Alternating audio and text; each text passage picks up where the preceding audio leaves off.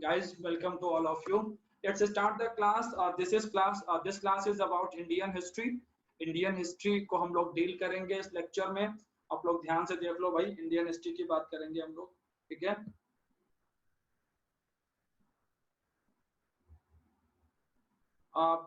अपनी अब cross connectivity मत करो. जहां तक मुझे याद आता है कि death anniversary of Verghese Kurien, the milkman of India, ठीक है. आज उनका डेथ एनिवर्सरी है और उनका हैप्पी बर्थडे हुआ था 26 नवंबर को. तो मैं आज डेथ एनिवर्सरी की बात कर रहा था, तो मैंने 26 नवंबर की बात भी की थी, ठीक है. अच्छा, तो चलिए, अब जहां तक मुझे याद आ रहा है कि पिछली क्लास में मैंने ये क्विज करवा दिया था आप लोगों को. फटाफट मुझे मैसेज करके बताओ, जल्दी से बताइए मैसेज करके कि मैंने क्या क्विज करवा दिया था आप लोगों को. फटाफट रिप्लाई करिए कमेंट सेक्शन में. ओके, तो क्विज हो गया था, ठीक है. और चलो मैं एक बार एक काम करता हूँ ना, इसके जो ऑप्शंस है उस पर टिक कर देता हूँ, क्योंकि पीडीएफ तो मिली नहीं होगी आपको, बिकॉज वो क्लास ही अधूरी रह गई थी. प्रिकर्सर इसमें इंडियन नेशनल यूनियन होगा, इसमें प्रेसिडेंट ऑफ आईएनसी तो डब्ल्यूसी बनर्जी होगा इसका सही. सेक्रेटरी पूछ रहा है, एक वो ह्यूम हो जाएंगे. एंड इंडियन नेशनल कांग्रेस कौन इसका हिस्सा नहीं था? सुरेंद्र नाथ बैनर्जी इसका हिस्सा नहीं थे. फर्स्ट यूरोपियन जॉर्ज यूल थे, ठीक है. Okay, and that's it. चलिए, तो अपनी क्लास को आगे बढ़ाते हैं. और हम लोगों ने जो पिछला लेक्चर पढ़ा था उसमें हम लोगों ने बात की थी कि 1911 में ब्रिटेन के राजा और रानी भारत आ गए थे और 1914 में प्रथम विश्व युद्ध शुरू हुआ. और इन्हीं सब के बीच में 1915 में गांधी जी, ये एक फोटो है गांधी जी का जब गांधी जी हिंदुस्तान वापस आए थे. 1915 की फोटो है, ये गांधी जी हैं और ये कस्तूरबा गांधी जी हैं उनके साथ में. उन दोनों की फोटो है, रियल फोटो है, ठीक है. ओके, और गांधी जी साउथ अफ्रीका से भारत वापस आ गए. कहां से वापस आ गए? साउथ अफ्रीका से भारत आ गए. अच्छा, तो अभी ध्यान रखना भाई, जब गांधी जी साउथ अफ्रीका से भारत वापस आए थे तो इसी की याद में हर साल प्रवासी भारतीय दिवस भी मनाया जाता है, ठीक है. 2003 से इसको मनाते हुए चल रहे हैं. तो देखो कैसे गांधी जी की एंट्री करंट अफेयर्स के साथ में जाके जुड़ जाती है. और प्रवासी भारतीय दिवस तो हम लोग हर साल मनाते हैं, ठीक है. चलिए, खैर हम लोग आगे चलते हैं. अब जब गांधी जी हिंदुस्तान वापस आ गए तो एक व्यक्ति थे जो कि लगातार गांधी जी के कांटेक्ट में थे जब गांधी जी साउथ अफ्रीका में भी काम कर रहे थे तब से. और इनका नाम था गोपाल कृष्ण गोखले. क्या नाम था इनका? गोपाल कृष्ण गोखले. और गांधी जी गोपाल कृष्ण गोखले को अपना राजनीतिक गुरु मानते थे, अपना पॉलिटिकल टीचर मानते थे गोपाल कृष्ण गोखले को गांधी जी. और गोपाल कृष्ण गोखले की एडवाइस पर गांधी जी भारत भ्रमण पर निकले. अच्छा, इन्हीं सब के बीच में कई सारी घटनाएं घटी. घटनाएं कौन कौन सी घटी, जरा उनकी बात करते हैं. देखिए, 1916 में कांग्रेस का लखनऊ में अधिवेशन हुआ. गांधी जी भी इस अधिवेशन में शामिल हुए थे, ठीक है. आप लोगों को याद क्या करना है, इस अधिवेशन के अध्यक्ष का नाम अंबिका चरण मजूमदार. अच्छा, कांग्रेस के इसी अधिवेशन में गरम दल और नरम दल दोनों एक हो गए. आप में से क्या कोई मुझे ये बताएगा कि कांग्रेस से गरम दल और नरम दल दोनों अलग अलग कब हुए थे? कांग्रेस गरम दल और नरम दल में टूटी कब थी? एनी वन ऑफ यू बिल्कुल जवाब दीजिएगा. पढ़ा चुका हूं मैं आप लोगों को पिछली क्लास में, ठीक है. ओके भाई, एमके गांधी जी की जो वेबसाइट है और इंडियन गवर्नमेंट की जो वेबसाइट है, ये फोटो वहीं से निकाली है मैंने ढूंढ करके, ठीक है. चलिए,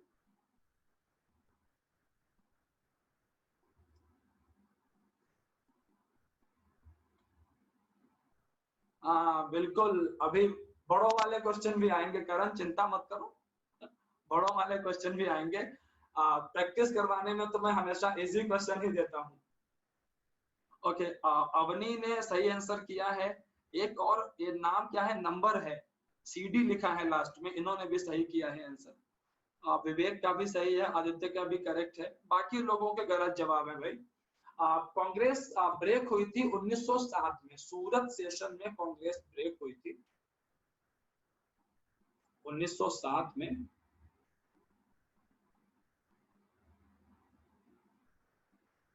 सूरत सेशन में कांग्रेस ब्रेक हुई थी, 1916 में जाके फिर से एक हो गए। अच्छा भाई, 1916 में लखनऊ में एक और घटना घटी, और वो घटना क्या थी? मुस्लिम लीग, जी हाँ, मुस्लिम लीग और कांग्रेस के बीच एक समझौता हो गया, और इसको हम लोग कहते हैं लखनऊ समझौता। एग्जाम में बहुत इंपॉर्टेंट क्वेश्चन रहता है यहाँ से कि लखनऊ समझौता किसके किसके बीच हुआ था, और जवाब होता है मुस्लिम लीग और कांग्रेस के बीच लखनऊ समझौता हुआ था। ठीक है भाई, ओके। तो चलिए भाई, अब यहाँ से थोड़ा सा हम लोग और आगे चलते हैं। 1917 में गांधी जी पहुंचे चंपारण। गांधी जी कहाँ पहुंचे? चंपारण। ठीक है, आपको लोग दिखा देता हूं मैं यहाँ पे, ये रहा Champaran. Champaran, this is a place इन बिहार। चंपारण जो जगह है, ये जगह कहाँ पर स्थित है? ये जगह बिहार में स्थित है। अच्छा भाई, चंपारण के अंदर में नील उगाने वाले किसान थे, इंडिगो फार्मर्स थे यहाँ पे। ठीक है, अब इंडिगो क्या होता है? कपड़े को रंगने में इसका इस्तेमाल किया जाता था। इंडिगो हिंदी में कहते हैं नील। अच्छा, नील की खेती से जमीन बंजर हो जाती थी, किसानों को नील की खेती के पैसे भी नहीं मिलते थे, जमीन भी बंजर हो गई, तो किसान तो भूखों मर गया। अच्छा भाई, गांधी जी यहाँ पहुंचे, इन्होंने किसानों के इस मुद्दे को उठाया, और भारत में यह गांधी जी का पहला आंदोलन बन गया, चंपारण 1917 में। आप यहाँ देखो ईयर लिखा हुआ है। अच्छा भाई, थोड़ा सा यहाँ से और आगे बढ़ते हैं हम लोग। ओके, चलिए देखिएगा, चंपारण के बाद गांधी जी गुजरात वापस पहुंचे, और गुजरात में अहमदाबाद मिल मूवमेंट हुआ 1918 में। अब अहमदाबाद मिल मूवमेंट में क्या हुआ वो भी समझिए। अहमदाबाद में प्लेग फैला हुआ था। प्लेग एक इन्फेक्शियस डिजीज होता है, ठीक है, प्लेग।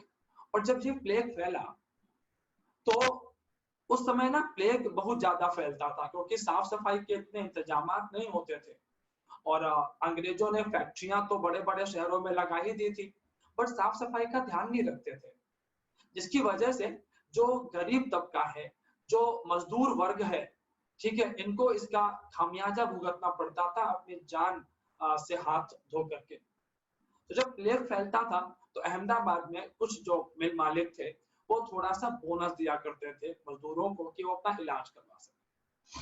अच्छा भाई, अहमदाबाद के मिल मजदूरों ने प्लेग फैला, बोनस घटा दिया, और गांधी जी ने अहमदाबाद के अंदर में हड़ताल करवा दी। एक बात मैं आपको और बता दूं, भारत में जो भी मिल यूनियन है, उसमें अहमदाबाद मिल यूनियन जो है, इसके संस्थापक गांधी जी स्वयं थे। ध्यान रखिएगा इस बात को, बड़ा अच्छा प्रश्न निकलता है एग्जाम में कि who founded Ahmedabad mill union, then answer होता है गांधी जी।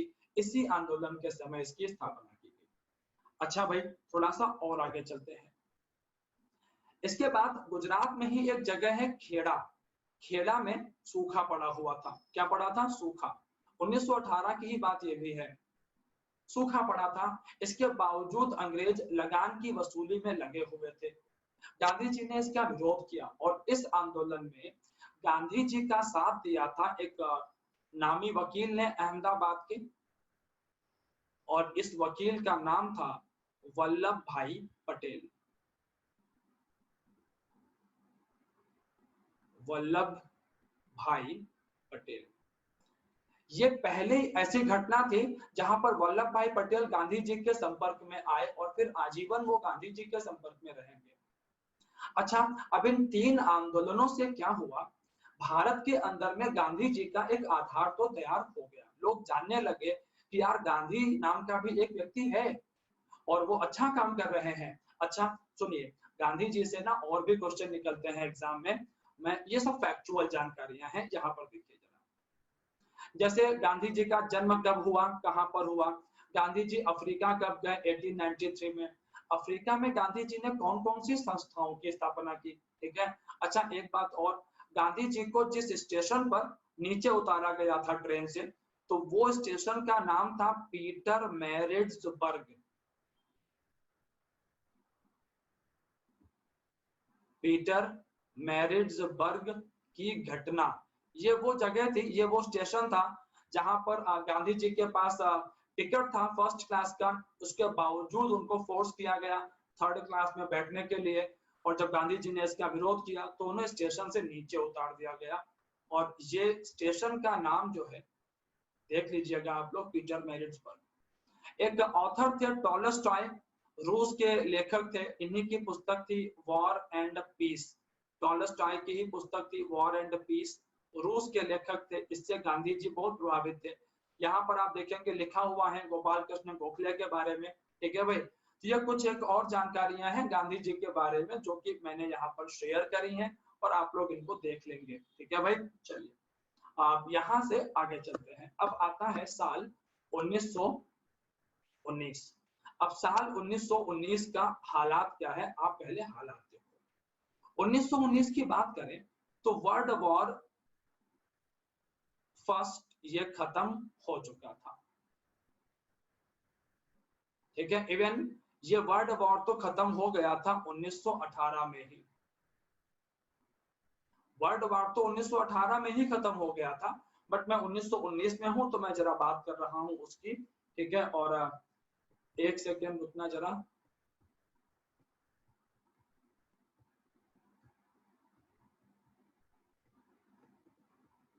पीयूष देख लो जरा यहाँ पर, Piyush, Piyush Mishra, you can see on the screen Piyush, ठीक है। और ये देखिए गांधी जी वाले बातें हैं सारी। तो मेरे हिसाब से पीयूष आपका समस्या खत्म हो गया होगा। चलिए ठीक।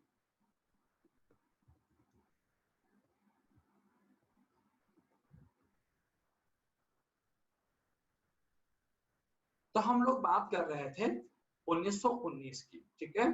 तो फर्स्ट वर्ल्ड वॉर खत्म हो चुकी थी। अच्छा, अब अंग्रेजों का पूरा फोकस इंडिया पर आ चुका था, पूरा फोकस इंडिया पर था। और 1919 के मार्च के महीने में, in the month of March, अंग्रेज लेकर के आए रॉलेट एक्ट। क्या लेकर के आ गए? Rowlatt act. And Rowlatt act को हम लोग कहते हैं काला कानून। And why black act? काला कानून क्यों कहते हैं इसको? अंग्रेजों ने कहा कि जो भी इंडियन अंग्रेजों का विरोध करेगा उसको हम उठा करके जेल में डाल देंगे। इसे रॉलेट एक्ट के अंदर में रखा गया। अच्छा, पंजाब के अमृतसर में दो नेता गिरफ्तार हुए। इनका नाम था सैफुद्दीन किचलू और डॉक्टर सत्यपाल। मैं यहाँ पर लिख देता हूँ इनके नाम, तो आप लोग नोट्स में चेक कर लेंगे। एक का नाम था सैफुद्दीन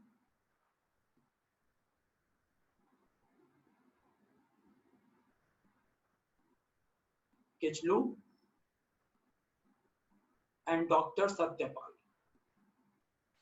ये दोनों गिरफ्तार हो गए इसी रॉलेट एक्ट के अंतर्गत। अच्छा, अब जलियांवाला जो बाग था अमृतसर में, 13 अप्रैल को वहां पे एक मीटिंग बुलाई गई। 13 अप्रैल को जलियांवाला बाग में एक मीटिंग रखी गई।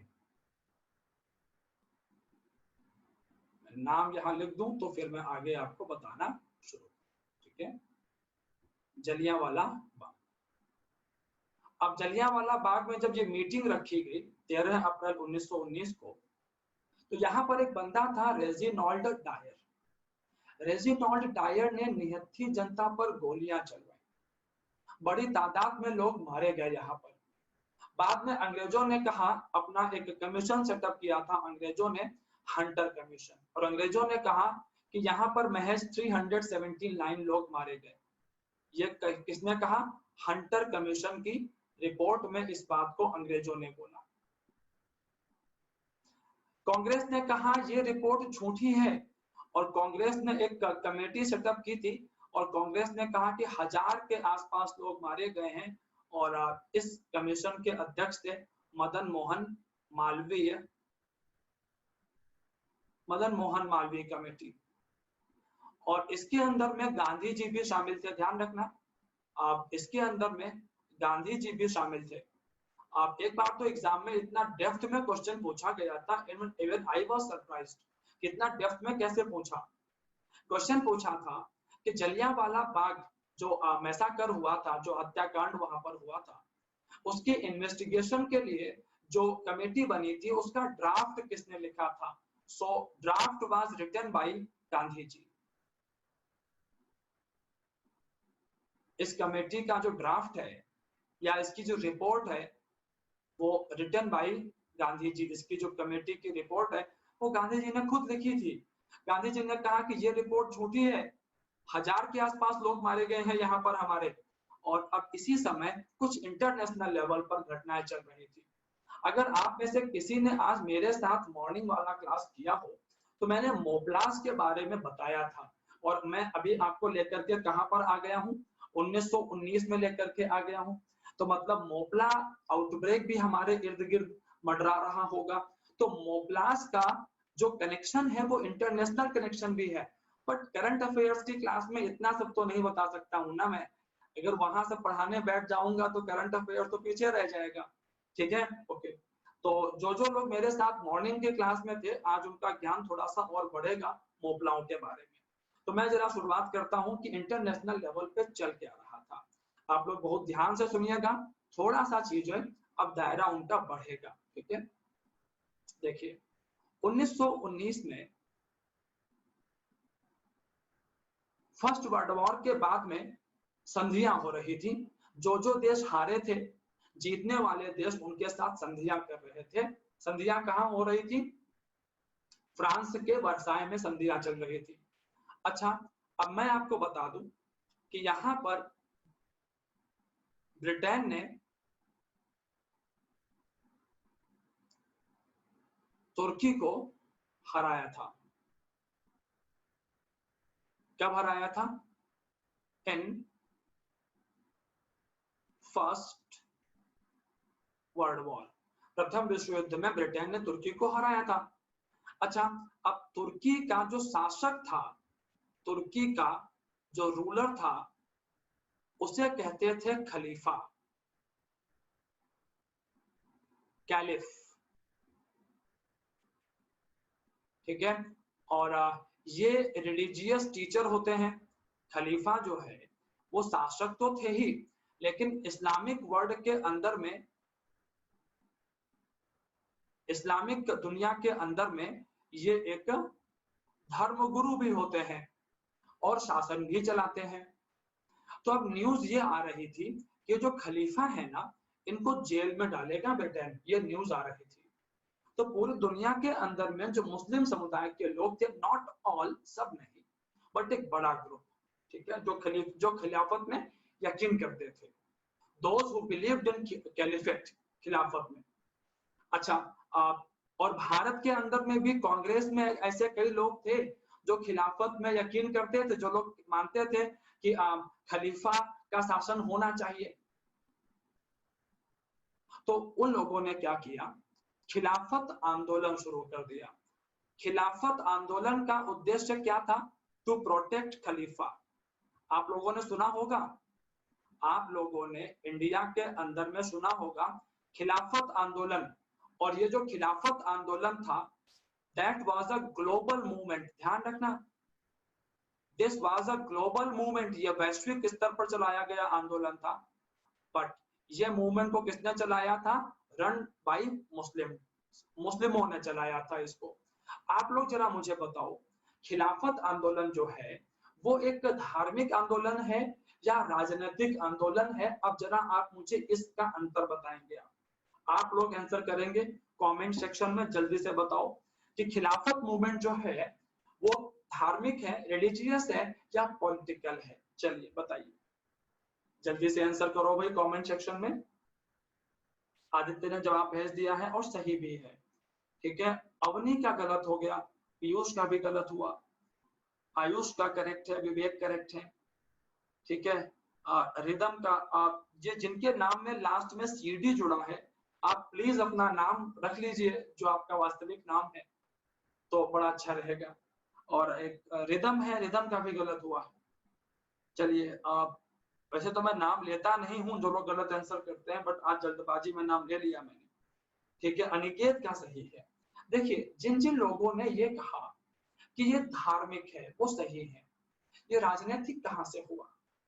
इसमें तो जितने भी मुस्लिम समुदाय के लोग हैं वो तो धर्म के नाम पे एकजुट हुए। वो एकजुट किस नाम पर हुए कि ये धार्मिक शासक है, ये आप धार्मिक व्यक्ति है और हमारे धर्मगुरु को आप जेल में नहीं डाल सकते। तो धार्मिक मुद्दा है ये। अच्छा, इंडिया की बात करें जरा। इंडिया के अंदर में खिलाफत को स्टार्ट किया था अली बंधुओं ने, अली ब्रदर्स ने, शौकत अली और मोहम्मद अली। मैं यहाँ पे अलग से इनके नाम लिख देता हूं। अली ब्रदर्स ने भारत में खिलाफत आंदोलन को शुरू किया। क्या नाम थे इनके?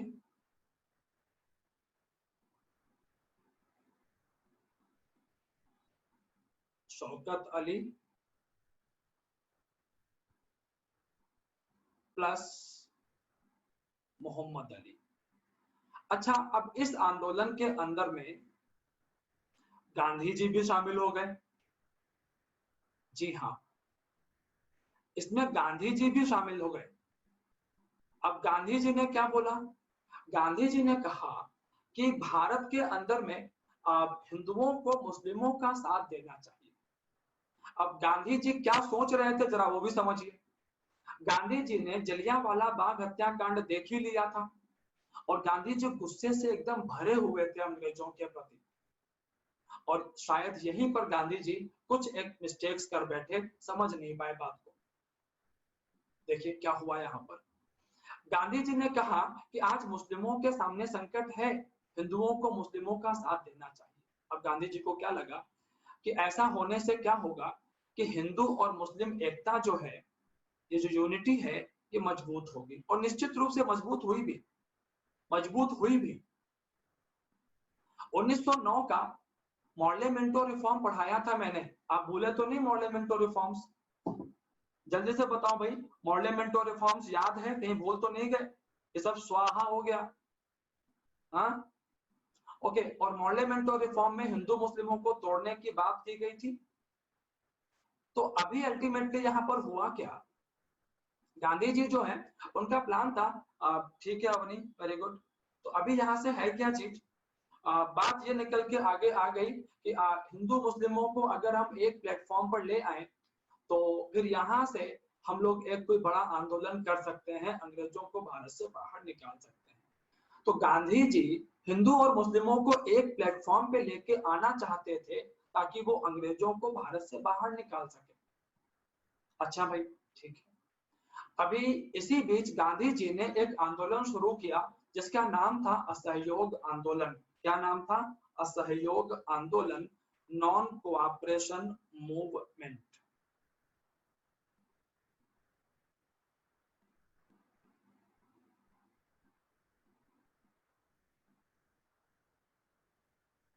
असहयोग आंदोलन इंग्लिश में कहते हैं नॉन कोऑपरेशन मूवमेंट। 1920 से लेकर 22 तक चला था ये आंदोलन। अब इसका नाम देखो, नाम में क्या है? असहयोग। गांधी जी ने कहा कि अंग्रेज और भारतीय लोग, इनके बीच किसी किस्म का कोई संपर्क नहीं रहेगा।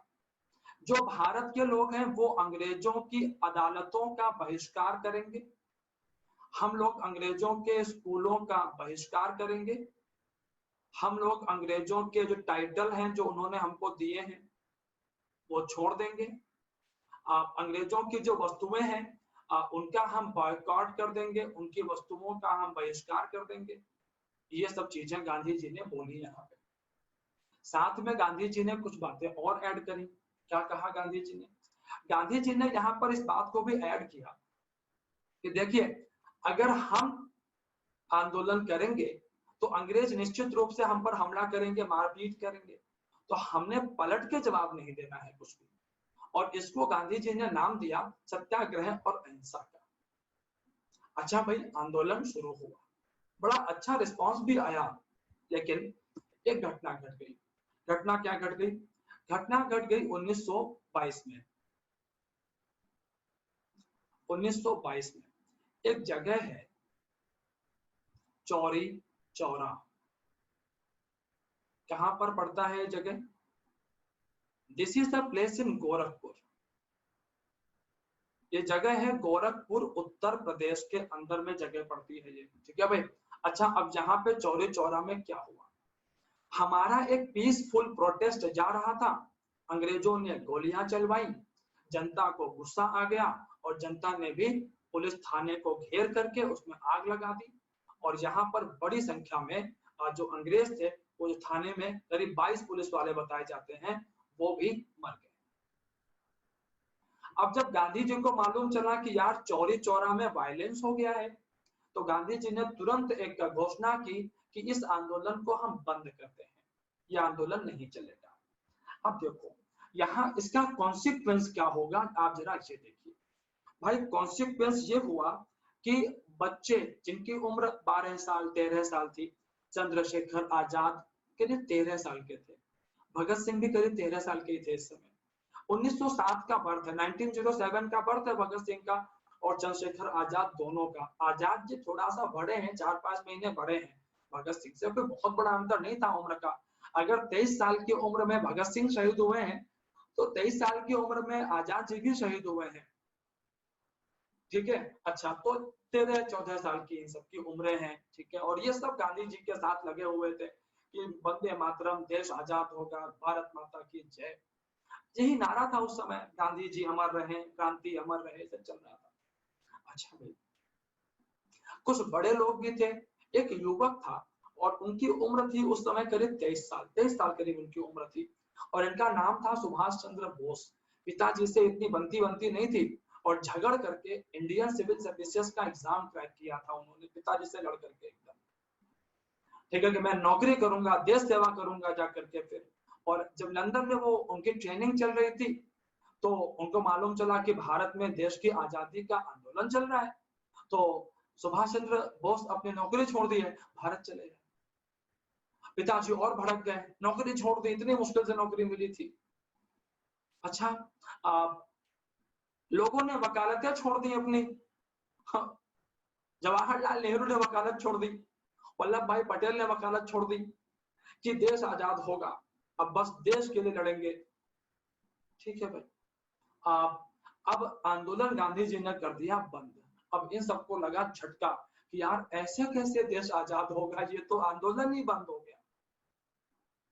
अच्छा भाई, क्या किसी को ये समझ में आया कि गांधी जी ने आंदोलन क्यों बंद किया?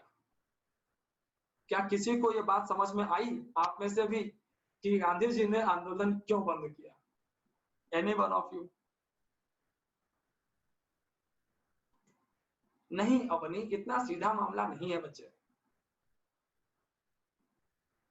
नहीं। चलिए, मुझे पता है कि आप लोग वहां तक नहीं पहुंच पाएंगे, लेकिन एक प्रयास तो जरूरी है ना। शायद आप में से किसी को पता हो, क्योंकि मुझे यकीन रहता है कि शायद कोई जवाब दे जाए।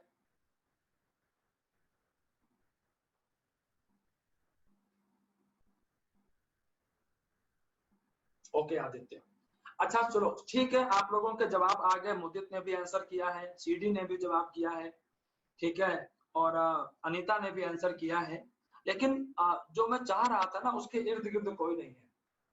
कोई बात नहीं, आप लोगों ने बहुत अच्छा ट्राई किया एंड आप सब इसके लिए बधाई के पात्र हैं। Congratulations to all of you, well tried, at least try तो किया, ठीक है। ओके चलिए, बहुत लोग तो ऐसे होते हैं, ऐसे बैठे होते हैं, बैठे रहो ट्राई तो करो, एफर्ट करना जरूरी है, ठीक है। चलिए, तो कहते हैं ना वो, मेरे पिताजी हमेशा एक लाइन सुनाते हैं हम लोगों को, आप लोगों ने भी सुनी होगी कि गिरते हैं शहसवार मैदान जंग में। शहसवार मतलब जो घोड़ों पे चले, वो गिरते हैं मैदान में, वो कुफ्र क्या गिरे जो घुटनों के बल चले, ठीक है। जो घुटनों के बल चल रहा है, जिसने एफर्ट ही नहीं डाला, वो गिरा तो गिरा क्या, ठीक है। तो बस अच्छा है, ट्राई करते रहिए, ट्राई जरूर कीजिए। चलिए आगे चलेंगे हम लोग यहाँ से। अब जरा आप पूरी बात सुनिए और मैं कुछ सवाल आपसे अभी भी पूछूंगा, उनका जवाब देते रहिएगा, ठीक है। ठीक, अब देखिए, आप जरा मुझे ये बताओ कि गांधी जी के आने के पहले क्या हमने भारत को आजादी दिलाने का प्रयास नहीं किया था? आपका जवाब होगा हाँ, बिल्कुल किया था। और हमने वो प्रयास शांतिपूर्ण तरीके से किए थे या जो है हिंसा से किए थे? गांधी जी के पहले आजादी का जो भी प्रयास किया, क्या हमने वो शांतिपूर्वक तरीके से किया या हिंसा से किया? जरा आप बताना। बिल्कुल सही जवाब भेजे हैं आप लोगों ने, हिंसात्मक तरीके से। परफेक्ट आंसर्स हैं। हमने सब जगह हिंसा करी। अब हमें देखो, अब अगर सामने वाले के पास में हथियार है तो कॉमन सेंस तो यही कहता है ना कि अबे जाना तो हथियार लेके जाना, नहीं तो ठोक देगा तुमको। कॉमन सेंस तो यही कहता है। लेकिन एक बात बताओ कि हमने जितनी बार भी हथियार लेकर के गए, क्या हम सफल हुए? अब जवाब आएगा, नहीं सफल हुए। अब गांधी जी क्या सोच रहे हैं वो समझिए। गांधी जी ये देख रहे थे कि हमने लाठियां, डंडे सब चला लिया, कुछ हुआ नहीं। अच्छा भाई, तो अभी यहाँ पर है क्या चीज? अभी यहाँ पर है क्या चीज? गांधी जी का प्लान पता क्या है? गांधी जी का प्लान है कि अंग्रेजों को जनता की ताकत दिखाएंगे, भीड़ वाली ताकत। अगर आपके सामने 10 लोग शांतिपूर्ण तरीके से आए, आपके पास भी 100 लोग हैं और वो 10 लोग गुस्से में आए, एकदम आपकी आंखों में आंखें डाल के गुस्से में देखें आपको, सिर्फ कहें कुछ ना, भाई तुम्हारे पास भले 100 लोग हों लेकिन डर तो लगेगा। बात समझ में आ रही है? चलो तुम्हारे पास 100 लोग हैं, हथियार बंद हैं, और सामने 1000 की भीड़ खड़ी है, 1000 लोग खड़े हैं भीड़ में और गुस्से में हैं सारे और घूर के देख रहे हैं तुमको। भाई डर तो लगेगा तुमको। बात समझ में आ रही है? तुम्हारे पास भले हथियार बंद 100 लोग हैं लेकिन सामने जो भीड़ है ना वो 1000 की, गुस्से में, कुछ नहीं कह रही है, वो बस देख रही है आपको। खौफ खा जाएंगे आप। गांधी जी यही कर रहे थे। अब सुनो, आपके सामने भीड़ खड़ी है, वो हिंसा नहीं कर रही है, तो आप गोली चलाने में थोड़ा सा झिझकेंगे कि यार इन्होंने तो अभी कुछ किया ही नहीं। और अगर हमने गोली चलाई और ये लोग हिंसात्मक हो गए तो हमारे ऊपर क्या असर पड़ेगा फिर? तो गांधी जी की रणनीति आपको समझ में आ रही होगी। गांधी जी अहिंसा की ताकत दिखा रहे थे अंग्रेजों को, भीड़ की भी ताकत दिखा रहे थे वो अंग्रेजों को। लेकिन अब हुआ क्या? जब चौरी चौरा में अंग्रेजों ने हमको मारा और हमने उनको मारा, तो आप ये बताओ कि अब अंग्रेजों को मौका मिलेगा या नहीं मिलेगा हम पर अत्याचार करने का? बिल्कुल सही बात है, बिल्कुल मौका मिलेगा अंग्रेजों को हम पर अत्याचार करने का। और जरा आप बताना कि अंग्रेजों के पास तो पूरी फौज है और फौज का मुकाबला आप कैसे करोगे? फौज का मुकाबला आप कैसे करोगे? मैं आपको एक बड़ा आसान सा उदाहरण देता हूं आजादी के बाद का। आजादी के बाद जब हमारा देश आजाद हुआ ना, तो जवाहरलाल नेहरू के सामने असंख्य समस्याएं थी और इनमें से एक बहुत बड़ी समस्या थी हिंदुस्तान को एकजुट रखने की समस्या। जी हाँ, क्योंकि ऐसे बहुत से लोग थे भारत के अंदर में जो इंतजार कर रहे थे कि एक बार देश आजाद तो होने दो, फिर बताते हैं कि ये हमारा वाला हिस्सा है, ये तुम्हारा वाला हिस्सा है। और वो हुआ भी। मद्रास बोल रहा हमको अलग करो, तमिलनाडु बोल रहा हमको अलग, तमिलनाडु बोल रहा हमको अलग करो, आंध्रा बोल रहा हमको अलग करो, मराठा बोल रहा हमको अलग करो, गुजराती बोल रहा हमको अलग करो, पंजाबी बोल रहा हमको अलग करो, हरियाणवी बोल रहा हमको अलग करो। सब हुआ ना ये सब। और अलग अलग एरियाज के अंदर में लोग ये चाह रहे थे, विदेशी लोग भी प्रयास कर रहे थे, ब्रिटेन भी सोच रहा था, अमेरिका भी सोच रहा था कि देखते हैं तुम हिंदुस्तान को कब तक एकजुट रख पाते हो। ये चैलेंजेस थे नेहरू के सामने। अबे टूट जाएगा हिंदुस्तान, छिन्न भिन्न हो जाएगा हिंदुस्तान। ये प्लान था इन लोगों का, अमेरिका का, ब्रिटेन का, और नेहरू जी जान रहे थे इस चीज को।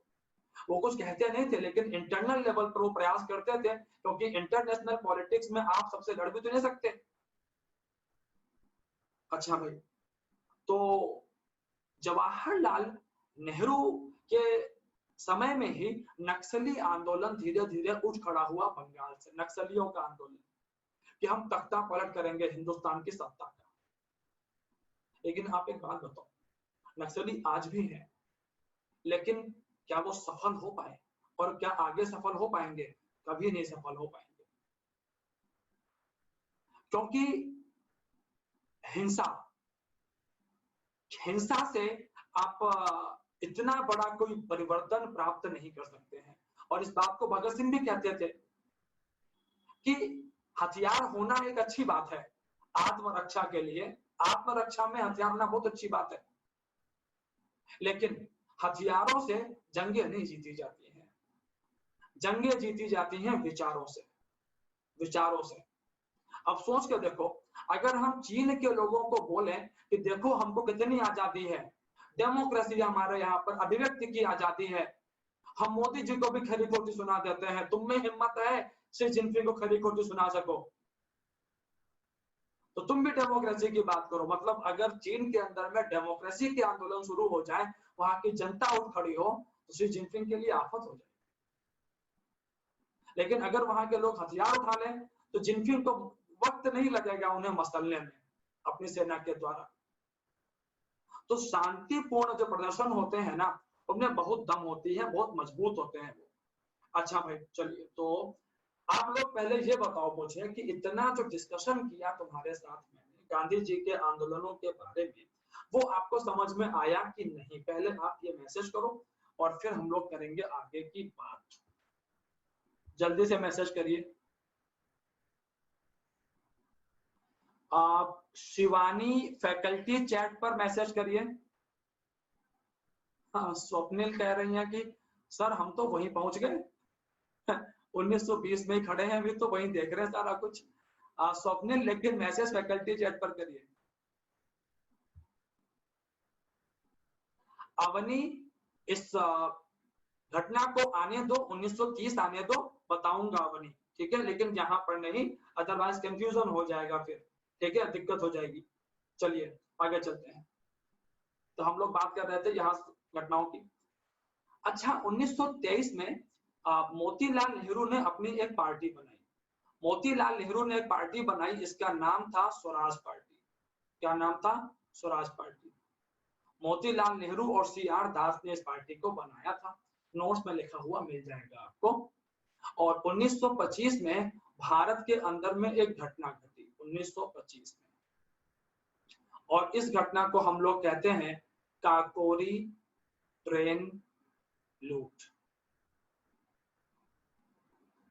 Kakori train robbery. And where is Kakori? Kakori is a place in Lucknow. Kakori जगह पड़ती लखनऊ के अंदर में। देखिए, वो जो 13-14 साल के जो युवा थे 1922 में, ठीक है, 1925 आते आते ना वो हो गए 15-16 साल के। अब सोच के देखना कि 15-16 साल में जब सामान्य भारतीय युवा 11वीं-12वीं में होता है या 10वीं में होता है, तो इनको देखिएगा, भगत सिंह को, चंद्रशेखर आजाद को, क्यों ना हम इनके तारीफ में कसीदे पढ़ें, क्यों ना इनकी तारीफ में हम कसीदे पढ़ें कि जब 16 साल की उम्र में, 15 साल की उम्र में लोगों को जीवन जीने का सलीका नहीं होता है, तो ये देशभक्ति की राह पे निकल चले। 17 साल की उम्र में भगत सिंह ने अपना घर छोड़ दिया था, पंजाब से अपना घर छोड़ के वो कानपुर चले आए थे, और भगत सिंह ने एक बहुत लंबा वक्त बिताया है कानपुर में। उन्नाव, कानपुर लखनऊ के बीच एक जगह है उन्नाव, मैं वहीं का रहने वाला हूं। चंद्रशेखर आजाद के पिताजी सीताराम तिवारी उन्नाव के ही रहने वाले थे। वो आजीविका के लिए चले गए थे मध्य प्रदेश, ठीक है, लेकिन रहने वाले उन्नाव के ही थे। आज भी चंद्रशेखर आजाद की याद में हमारे डिस्ट्रिक्ट में मेले का, एक फेस्टिवल का पूरा आयोजन होता है। ओके, तो अभी मेरे पिताजी भी अपनी जवानी में जो है चंद्रशेखर आजाद के पोस्ट में ही फोटो खिंचवाए थे, तो वहां का ये जुनून है, वहां पर लोग चंद्रशेखर आजाद, मतलब हमारे एरिया के अंदर में गांधी जी ठीक है, लेकिन चंद्रशेखर आजाद वो सबसे ऊपर है। तो ये हर एरिया का होता है, ठीक है, थोड़ा सा एक अपना तो ज्यादा हो जाता है कि अगर आप उस एरिया से संबंधित हैं तो। ठीक है, तो चलिए भाई।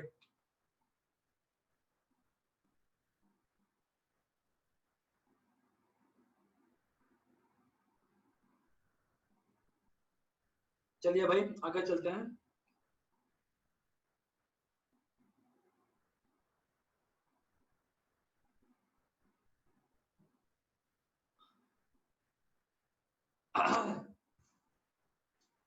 आप ऋषभ, ये मेरे कंट्रोल में नहीं होती हैं चीजें ऋषभ बालियान।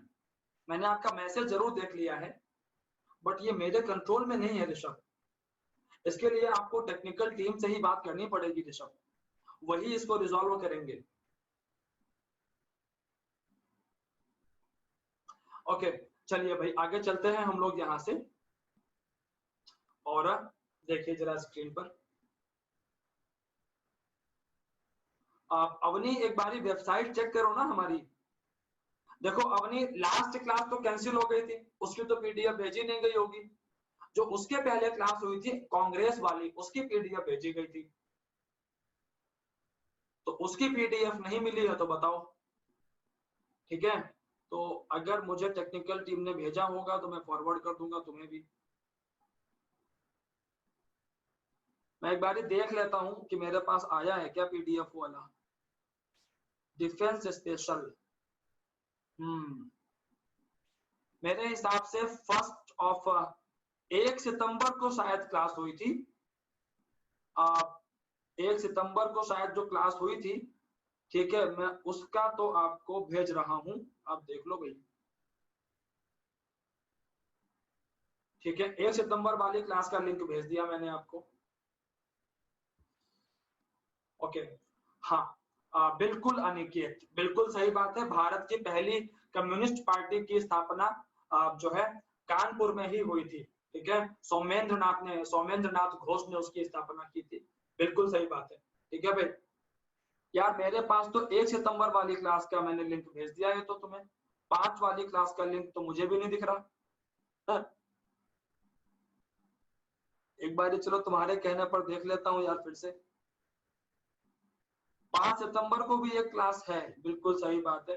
5 वाली का भी लिंक भेज देता हूँ, चिंता मत करो यार तुम। हमसे जितना हो पाएगा ना हम सारा करेंगे तुम्हारे लिए। मैंने दोनों लिंक भेज दिए हैं भाई, हालांकि मैं बार बार लिंक नहीं भेजूंगा। ये लिंक सिर्फ इसलिए होते हैं ताकि तुम देख लो, ये लिंक वेबसाइट के ही हैं, तो आप ढूंढ नहीं पाए। ठीक है, चलिए आप आगे देखिए भाई। काकोरी में क्या हुआ, एक पार्टी बनी थी, हिंदुस्तान रिपब्लिकन एसोसिएशन। और इस पार्टी के लोगों ने जो है, इस पार्टी के लोगों ने क्या किया, इस पार्टी के लोगों ने काकोरी में ट्रेन को लूटा। और ट्रेन को लूटने का उद्देश्य क्या था, व्हाट वाज द एजेंडा, कि अंग्रेज हिंदुस्तान का जो धन संपत्ति है उसे बाहर लेके नहीं जा सकते। हमारे देश का पैसा तुम कैसे लेके बाहर जाओगे, हम जाने नहीं देंगे तुमको। ये एजेंडा था इनका। अच्छा, अब अंग्रेजों ने क्या किया, राम प्रसाद बिस्मिल, रोशन लाल, राजेंद्र लाहिड़ी, अशफाक उल्लाह खान, इन सबको फांसी दे दी। एचआरए को दोबारा खड़ा किया चंद्रशेखर आजाद ने और भगत सिंह ने मिल करके। और इन्होंने एचआरए को नाम दिया एचएसआरए। एस का मतलब है सोशलिस्ट,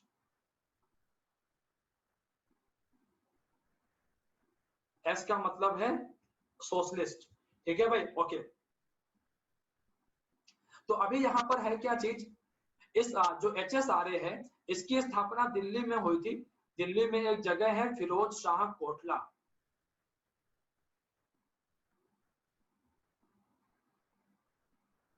फिरोज शाह कोटला, दिल्ली।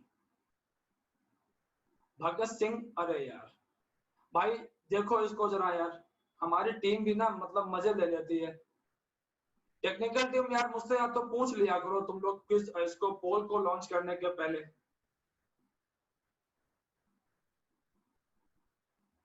या तो टाइम बता दिया करो मेरे को कि इतने बजे क्विज लॉन्च होगा, सॉरी पोल लॉन्च होगा। भाई पोल कर लीजिए आप लोग। हम लोग दिल्ली में फंसे हुए हैं, फिरोज शाह कोटला में खड़े हुए हैं।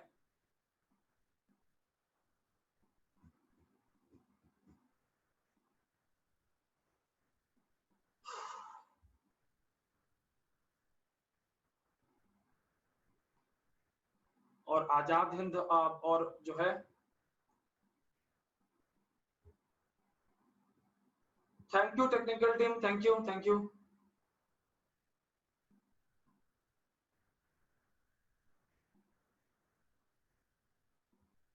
बता रहा हूं अवनी, बता रहा हूं, आप लोग ना एक बारी फटाफट पोल कर लो और फिर मैं बिल्कुल बता के जाऊंगा, बिल्कुल टेंशन मत लो, एचआरए की पूरी बात करेंगे हम लोग, don't worry.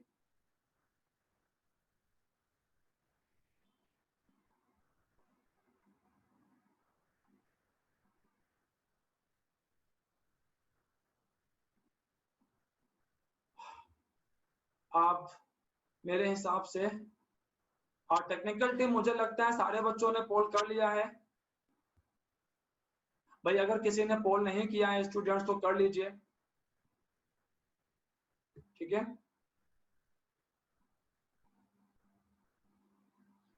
Thank you technical team, thank you thank you. चलिए मैं इसे क्लोज कर देता हूं, ठीक। चलिए तो हम लोग बात कर रहे थे हिंदुस्तान रिपब्लिकन एसोसिएशन की बात कर रहे थे, ठीक है। चलिए देखिए अभी यहाँ पर हुआ क्या कि अंग्रेजों ने जो हिंदुस्तान रिपब्लिकन एसोसिएशन था उसको तो पूरा बर्बाद कर दिया, इसको तो पूरा बर्बाद कर दिया उन्होंने। लेकिन भगत सिंह ने, चंद्रशेखर आजाद ने इस पार्टी को दोबारा खड़ा किया, ठीक है, HSRA के नाम से इसको स्टैंड किया। अच्छा एक बात मैं आपको और बताऊं, एग्जाम में क्वेश्चन आता है कि काकोरी ट्रेन लूट में कौन कौन शामिल था। ऑप्शन में आता है भगत सिंह, चंद्रशेखर आजाद, सुखदेव, राजगुरु। जरा बताना आप लोग कि काकोरी ट्रेन लूट में इनमें से कौन शामिल था। एक ही जवाब सही है, भगत सिंह, सुखदेव, राजगुरु, चंद्रशेखर आजाद। बताओ भाई। हाँ बिल्कुल ऋषभ, मैं आपको बिल्कुल नंबर भेज देता हूं, वो कोई दिक्कत नहीं है।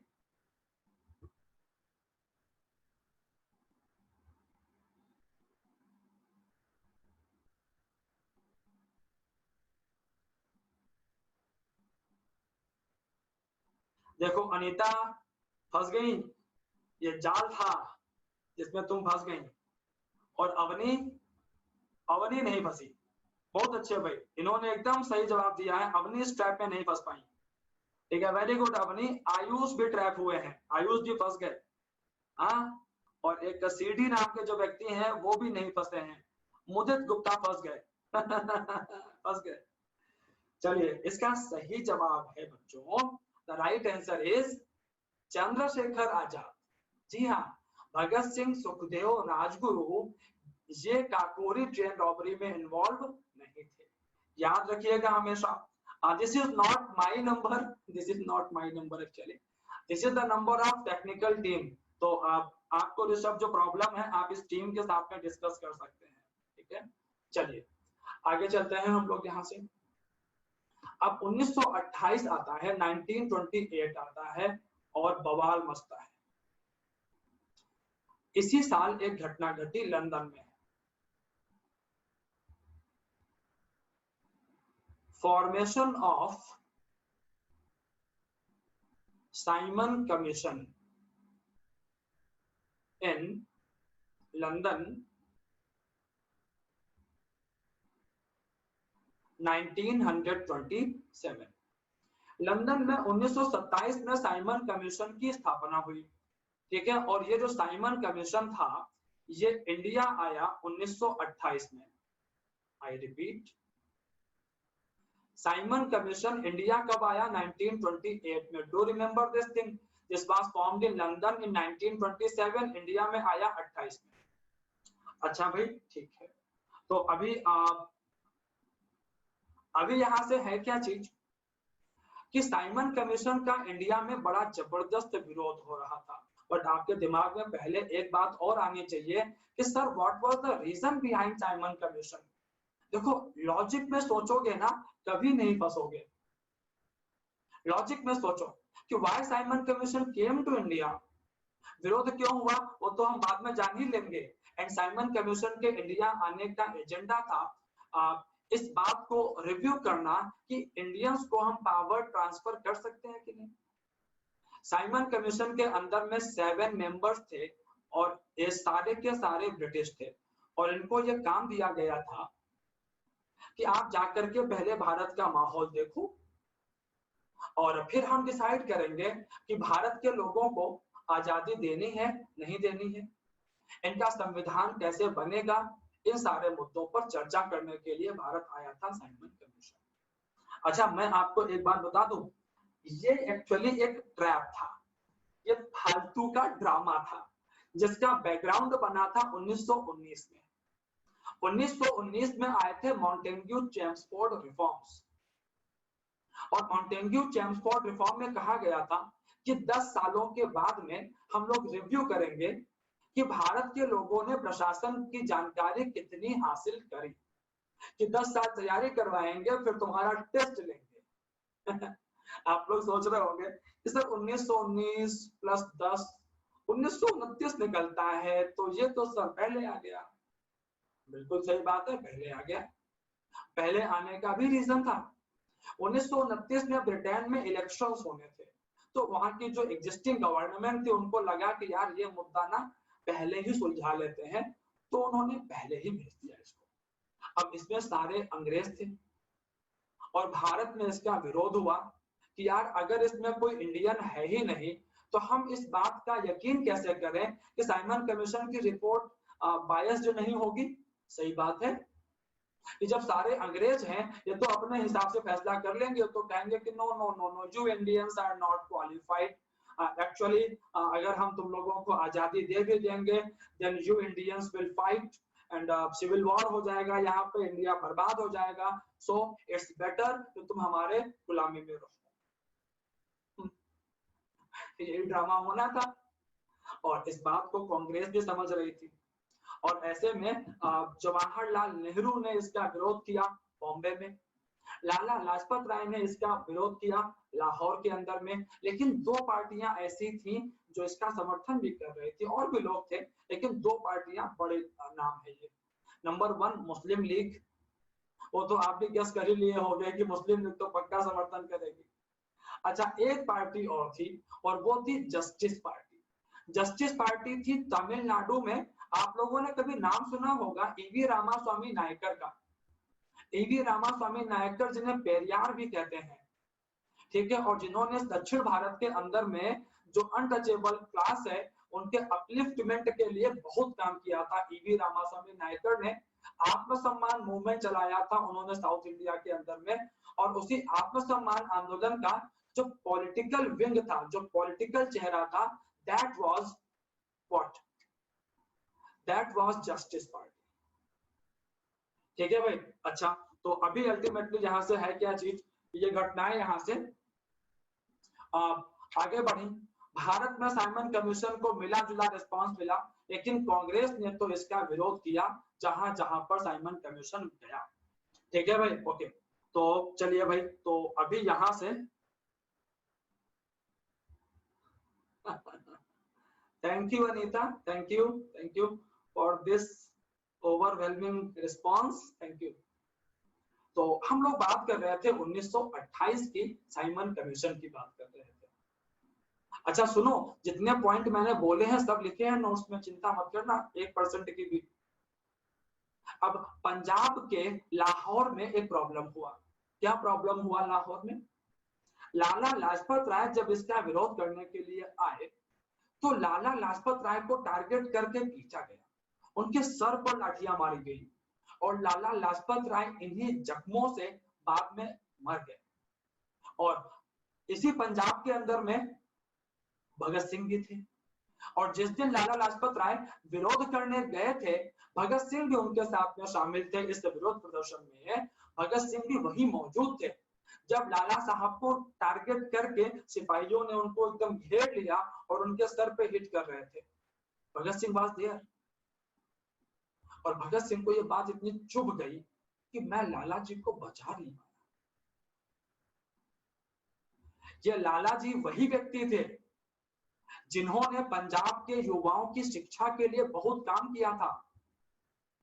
भाई सोचो ना, जब गांधी जी ने आंदोलन चलाया था भारत, जब गांधी जी ने असहयोग चलाया तो लोगों ने स्कूल छोड़ दिया, तो क्या अंग्रेजों ने दोबारा से इन लड़कों को स्कूलों में एडमिशन दिया होगा?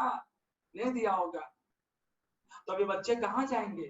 गांधी जी तो आजादी दिला नहीं पाए और स्कूल भी छूट गए। तो लाजपत राय जी ने इन स्टूडेंट्स के लिए स्कूल खोले थे और फिर लाजपत राय जी के साथ में और भी लोग आए थे। नेशनल कॉलेज कहते हैं इन स्कूलों को नेशनल कॉलेज कहते हैं। ओके, तो हमारे उन्नाव में भी एक नेशनल कॉलेज है। बाद में मालूम चला कि हमें इसका इतिहास क्या है। उसका नाम है दयानंद सुभाष नेशनल कॉलेज। हालांकि वो इसी सीरीज में बाद में स्थापित हुआ था, बट आजादी के संघर्ष के दौरान ही उसकी स्थापना की गई थी। ओके, तो ये डीएसएम कॉलेजेस, डीएवी कॉलेजेस आपको पूरे भारत में मिलेंगे आपको।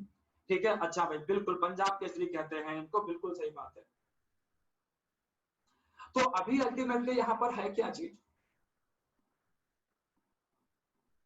भगत सिंह ने प्लान बना लिया कि हम लाला जी की मौत का बदला तो लेके रहेंगे, और इन्होंने प्लान बनाया कि हम स्कॉट की हत्या कर देंगे। एक्चुअली लाला जी की मौत के लिए सबसे ज्यादा रिस्पॉन्सिबल था स्कॉट, और भगत सिंह के पार्टी में एक शार्प शूटर भी थे इनके पास में बड़े गजब के शार्प शूटर थे, और इनका नाम था राजगुरु। राजगुरु भगत सिंह, सुखदेव, चंद्रशेखर आजाद जब स्कॉट को मारने गए तो राजगुरु सबसे आगे थे। शार्प शूटर थे भाई, निशाना जहां मारेंगे वही लगेगा, और शार्प शूटर का निशाना तो बढ़िया था, लेकिन सोचते नहीं थे ज्यादा। और सामने आ गया सॉन्डर्स। जब तक भगत सिंह रोकते कि रुको रुको ये सॉन्डर्स है, तब तक तो गोली चल गई, और सॉन्डर्स खत्म, बच गया। स्कॉट बच गया, सॉन्डर्स निपट गया। आई बात समझ में? इसीलिए इस घटना को हम लोग क्या कहते हैं? Saunders murder case. इसको हम लोग सॉन्डर्स मर्डर केस इसीलिए कहते हैं, ठीक है। लेकिन ध्यान रखना, स्कॉट को मारने गए थे। अच्छा भाई, अब भगत सिंह 1928 में दिसंबर के महीने में इस घटना को अंजाम देते हैं। फिर वहां से बाहर निकलते हैं, आगरा आ जाते हैं। आगरा, अलीगढ़, इन क्षेत्रों में भगत सिंह रहे, लंबा वक्त बिताया है इसी बीच में इन्होंने, आगरा में और अलीगढ़ के क्षेत्रों में। अब भगत सिंह और जो अन्य क्रांतिकारी थे ना, इनके ऊपर एक आरोप लगा। अब इसी समय ये आरोप लगा, और ये आरोप लगाया कांग्रेस के लोगों ने कि ये भटके हुए नौजवान हैं। जी हाँ, क्या कहा कांग्रेसियों ने? ये भटके हुए नौजवान हैं, इनको क्या पता देश चलेगा कैसे। बम लेके आ जाते हैं, पिस्तौलें लेकर के आ जाते हैं, और अंग्रेजों को मौका दे देते हैं। अब अंग्रेज कांग्रेस की बात भी नहीं सुनेगी। अब अंग्रेज जो है वो कांग्रेस की बात भी नहीं सुनेंगे। ऐसे आजाद होगा देश, ऐसे चलेगा देश। भगत सिंह को लगा कि ये लोग हमारे बारे में ऐसा क्यों बोल रहे हैं। भगत सिंह नाराज नहीं थे, भगत सिंह ये सोच रहे थे ये लोग ऐसा बोल क्यों रहे हैं।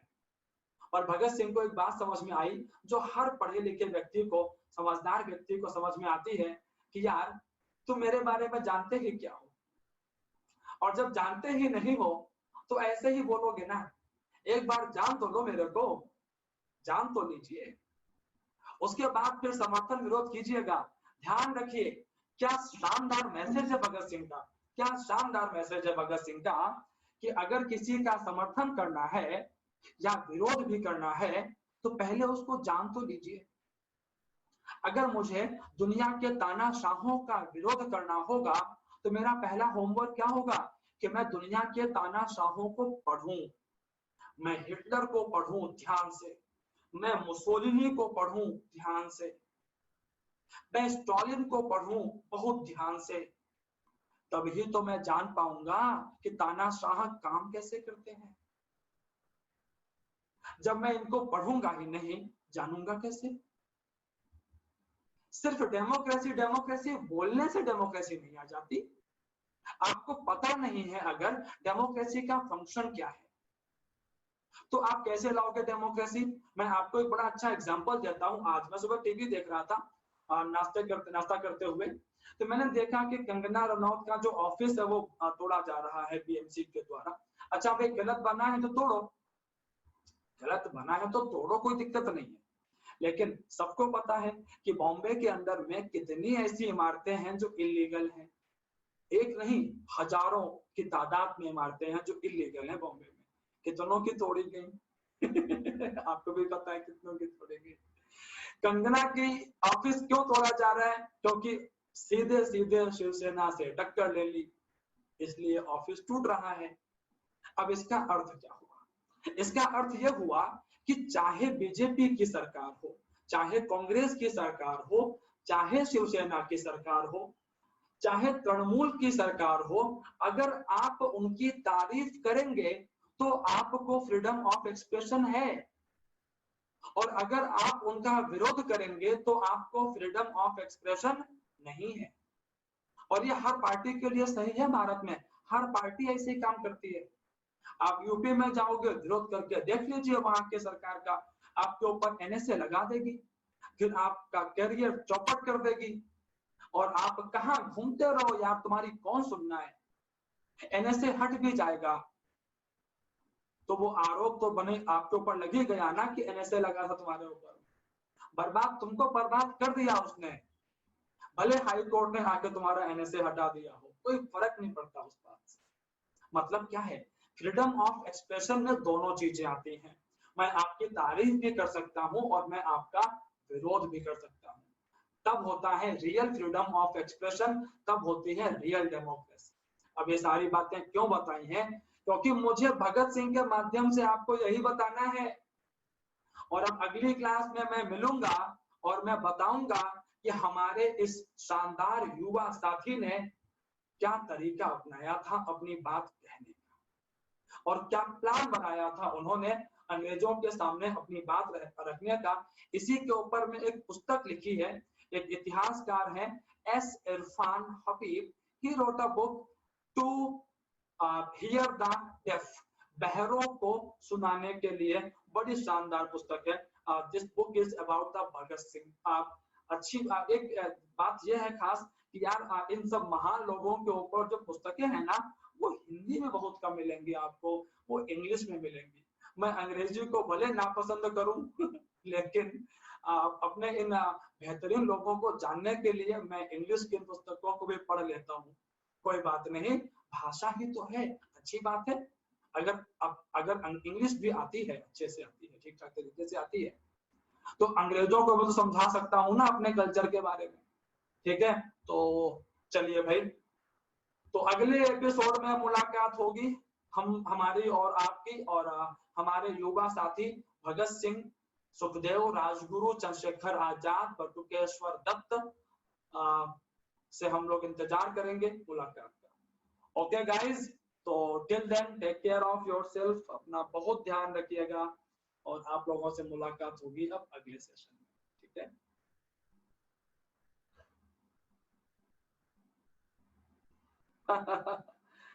Thank you Avni, thank you Aayush, Anita, आप लोग भी अपना बहुत ध्यान रखिए। ठीक है, thank you for this love and respect, take care of yourself.